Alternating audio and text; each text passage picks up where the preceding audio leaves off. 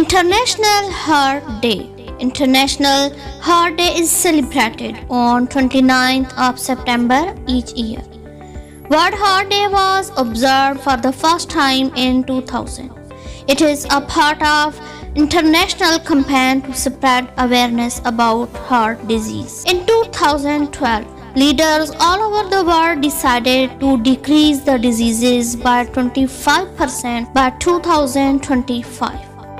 World Heart Day is a perfect platform for the battle against cardiovascular diseases. Both government and non-government organizations take part in the World Heart Day. On this day, some famous buildings, landmarks, and monuments go red so that they can support this awareness. A healthy diet, no smoking, quitting alcohol, and physical exercise are necessary steps to have safe heart. You always don't need arrange a great event for awareness.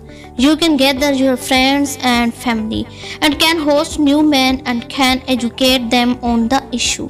A particular theme is determined every year to gain attention and make it successful.